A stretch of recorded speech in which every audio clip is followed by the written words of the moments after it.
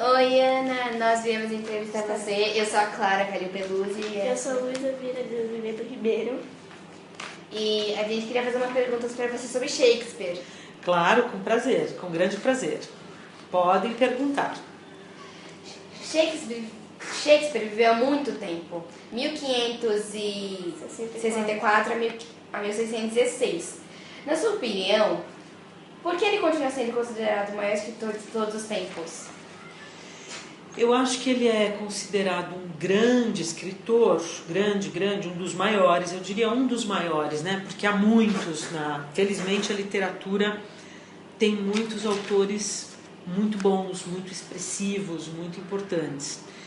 E eu acho que ele é assim considerado, uma razão é porque ele maneja muito bem as palavras, o discurso, ele cria situações, cenas, né? Porque o gênero principal dele é o teatro, então ele cria enredos, cria cenas muito interessantes, numa linguagem, o trabalho com a linguagem é muito bom, mas também, meninas, tem algo do seguinte, ele também explora muito a alma humana, sabe? Os sentimentos humanos, não só os sentimentos positivos, né? Há obras dele que falam de muitos sentimentos negativos dos seres humanos, traição, competição, disputa de poder. O Shakespeare, ele vai a fundo nisso. E acho que a literatura tem essa função, né? De fazer com que nós, leitores, aprendamos um pouco mais sobre nós mesmos, sobre a alma humana, sobre os sentimentos humanos. A literatura não é só distração, fruição. Ela serve também para nos ensinar algumas coisas, né? Sobre o mundo, sobre as pessoas, sobre a vida. Vocês não acham? Concordo. Que bom.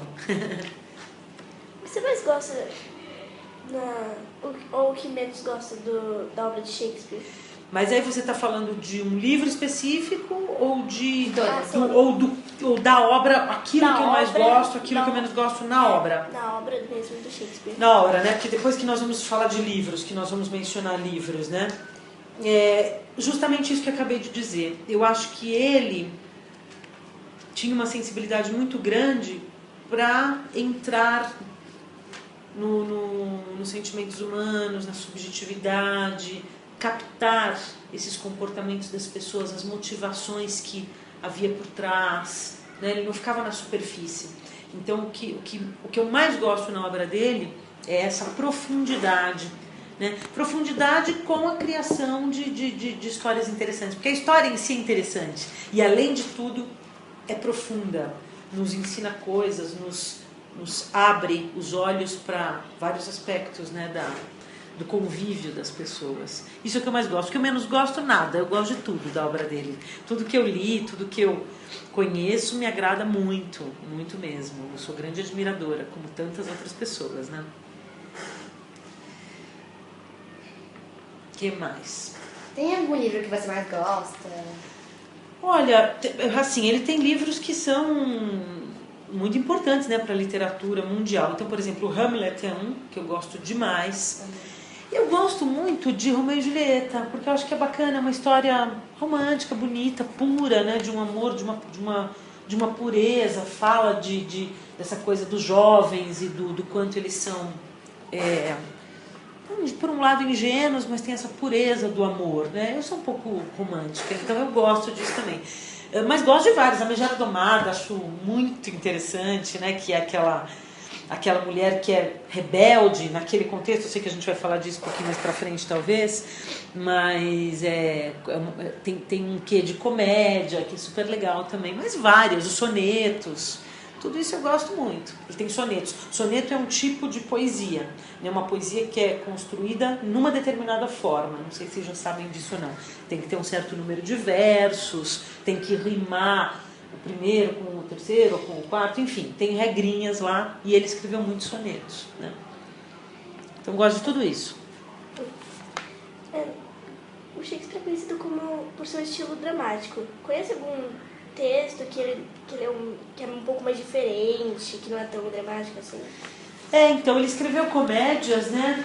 E eu me lembro, assim, a Megera Domada, ela tem esse quê de comédia, Porque é isso, é esse marido querendo, digamos, de alguma forma assim, cercear ou querendo tolher, né, conter um pouco esse comportamento assim da mulher. Então tem esse jogo entre eles. E Sonho de uma Noite de Verão também é um texto mais leve. Sonho de uma Noite de Verão, ele não é tão pesado, tão dramático, porque Hamlet, Macbeth, Otelo são mais pesados mesmo, né? Então tem esses aí. Ana, você acha uma boa ideia ler adaptações infantis desse autor? Então, Clara, eu assim, e Luísa, eu não gosto muito da ideia de adaptações, né? Eu acho que a gente podendo tem que ler a obra no original. Por quê? Porque o autor, ele pôs aquela palavrinha lá naquele momento porque ele tinha uma intenção, era o que ele queria. Ele queria transmitir para as pessoas aquilo ali daquele jeito, né? Então o que a adaptação faz? A adaptação às vezes pega a história, na verdade, ele pega a história e escreve a história, te narra a historinha, os fatos. Mas uma obra literária, principalmente, que tem todo esse peso, todos esses significados implícitos, né? A obra literária, ela não quer te transmitir só uma historinha, né? Ela quer transmitir outras coisas. Então, eu acho muito importante ler as coisas no original. Mas vocês perguntaram se era válido ler adaptações na idade de vocês, é isso? Uhum. Na idade de vocês. Então, eu acho assim, talvez pudesse ler um pouquinho mais tarde, porque no Fundamental 2, por exemplo, já dá Romeu e Julieta, Sonho de uma Noite de Verão. Essas peças são perfeitamente possíveis no Fundamental 2. Eu acharia mais interessante começar um pouquinho depois e ler no original, porque o autor quis escrever daquele jeitinho lá, né? Agora, você pode ler uma adaptação para conhecer a história, só a historinha, assim, só a história, mas aí depois lê o original. Nunca deixe de ler o original, porque é muito importante. Aqui no colégio, a gente costuma selecionar para vocês livros que sejam originais. Não é que não tem adaptação no curso de vocês, até o ensino médio vai ter, mas quanto menos adaptação a gente lê, melhor. Por isso que eu disse, tem uma intenção forte do autor ali de escrever aquilo daquele jeito, de dizer daquele jeito lá, né? Quando vocês escrevem uma produção de texto também, né? Você quis dizer aquilo daquele jeito, não é verdade? Assim, se você tivesse que escolher assim, um livro bom para o quarto e para o quinto ano... Do Shakespeare. Do Shakespeare. É. Olha, Luísa, eu acho que aí teria que ser... esses que eu falei mais leves, né? O Sonho de uma Noite de Verão. Embora eu tivesse que reler, porque faz um bom tempo que eu li, mas ele é um livro mais leve. E Romeu e Julieta. Romeu e Julieta, talvez num quinto ano, final de quinto ano, já desce. A história é bem conhecida, né? Vocês conhecem a história de Romeu e Julieta? Você conhece? Se não conhece, é aquele casal Romântico. Exatamente. Que as famílias brigam entre si, né? E o amor supostamente é impossível, né? Até nas cenas dos próximos capítulos. O que mais? De todos, eu acho que você respondeu isso, né? O que você mais gosta foi... O que eu mais gosto... Eu não sei, não lembro se eu respondi, mas eu gosto demais do Hamlet.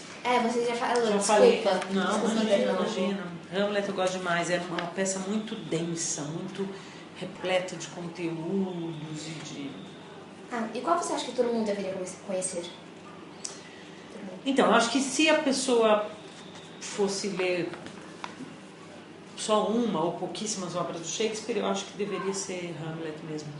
Hamlet, Macbeth, que são...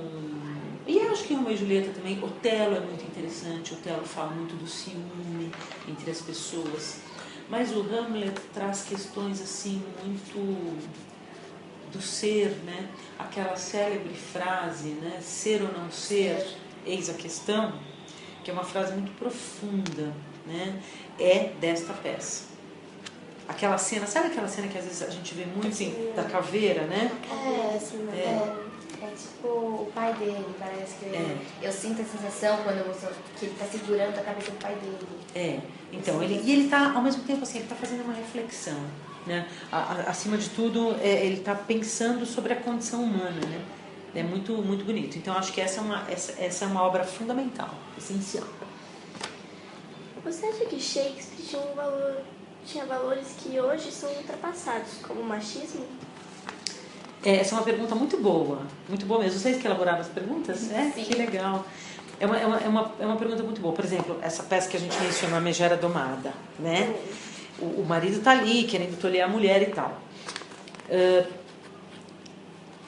De uma certa forma, sim, é inevitável, porque o Shakespeare escreveu durante o século XVI. Então você imagina, que é muito lá atrás, então você imagina quais eram os valores, qual era a mentalidade das pessoas, qual era a cultura da época. Na época, todas as pessoas eram machistas, até as mulheres, de uma certa forma. No sentido... No sentido oposto. Porque elas acreditavam, exato, que elas deviam realmente obediência a seus maridos, de um modo geral, porque era isso que a cultura da época dizia.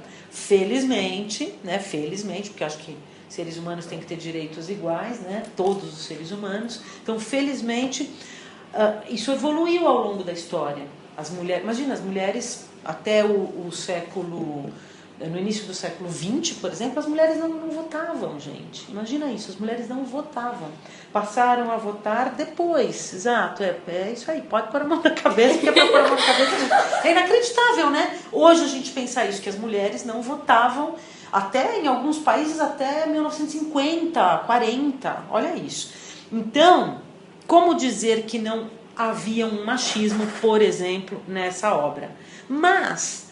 justamente, olha que interessante, o que o Shakespeare escreve? Ele escreve de uma mulher rebelde, uma mulher que se rebela contra o seu marido. E aí faz comédia com isso, ok. Mas, de alguma forma, o escritor também, um bom escritor como ele, é uma pessoa à frente do seu tempo. Eu já penso, assim, que deve acontecer no futuro, ou coisa parecida. E o que deveria acontecer? Possivelmente, ele olhava para aquilo, não sei, né? Não podemos dizer isso. Mas por um texto como A Megera Domada, possivelmente ele olhava e falava, bom, será que tem que ser assim mesmo, né? Não somos todos seres humanos?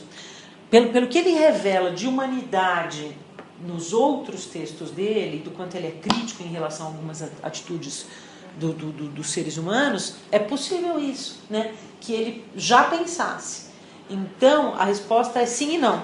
Porque na obra, claro, que vai ter alguns valores que estão, aspas, ultrapassados por causa da época. Mas ele,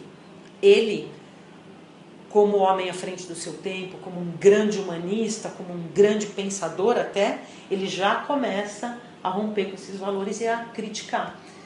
Então é muito interessante essa pergunta. Otelo, por exemplo, é uma peça em que o Otelo, que é o personagem principal, ele é um mouro. Um mouro é um descendente de... Bom, enfim... E ele tinha a pele mais escura. Então é muito interessante porque nos teatros no século XX, até no início do século XX, não havia atores negros, gente. Então e nem mulheres. Então o que acontecia? Pintava-se o rosto do ator branco para encenar Otelo, entende? Então olha que bacana.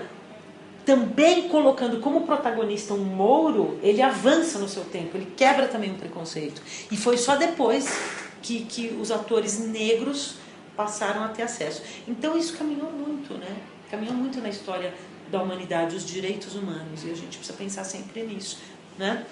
Então eu acho que ele de qualquer maneira, como homem sensível, sempre questionou esses valores não tão igualitários do seu tempo, né? Isso que é muito bacana, é uma função importante dos artistas, né?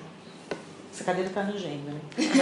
Bom, você acha que todos os livros foram escritos por Shakespeare mesmo, ou outras pessoas assinaram com o nome dele? Tem isso, né? Tem essa desconfiança.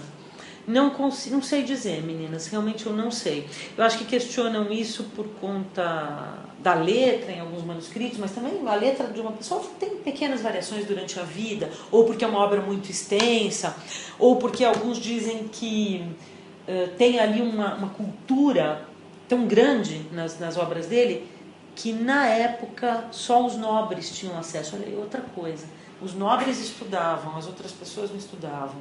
Então questiona-se isso, como que um homem que não era nobre teria todo esse conhecimento? São questionamentos vários. O que eu penso, não sei te dizer. Eu atribuiria sim, eu acho que gênios existem, eu acho que é possível. Gente que produz muito, gente que produz coisas muito e de muita qualidade, eu acho que isso é possível, né? Quer falar alguma coisa? Acho que isso é possível sim. Agora, o mais importante de tudo, sabe o que é? É que as obras chegaram a nós. Isso é o mais importante de tudo. Se tudo foi ele que escreveu, se não foi, pode-se pesquisar isso, ok, para a história da literatura. Mas o mais importante é que a gente tem acesso a esses escritos e pode lê-los, né? Também tem a questão de que Romeu e Julieta passou em Veneza. Macbeth passou lá em... Esqueci mais. Em outro lugar. Em outro lugar, cada um passou em outro lugar, então também tem essa questão. Mas o fato de ele ter escrito por essa diversidade de lugares, é isso?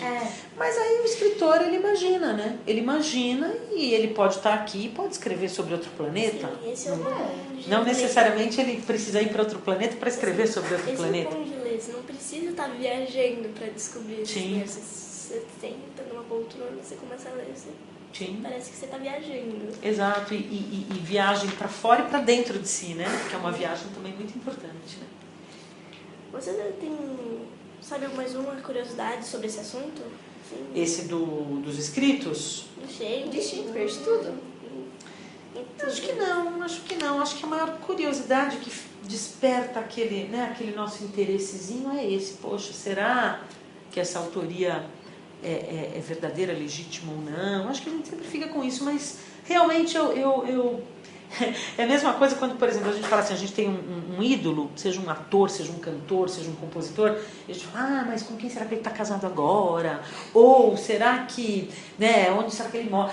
Eu costumo dizer que o que importa é a obra da pessoa e não a vida particular dele, né? O que ele fez, não o que ele tá vivendo, né? Do tipo, porque, digamos, atualmente artistas têm a vida muito dinâmica, às vezes vida amorosa, tal, e todo mundo fica... Mas às vezes eu acho que o mais importante realmente é a obra. Então, e às vezes é um pouco diferente, né? As pessoas falam assim, se você lê os livros de uma pessoa, você sabe como ela é. Você sabe como ela é por dentro.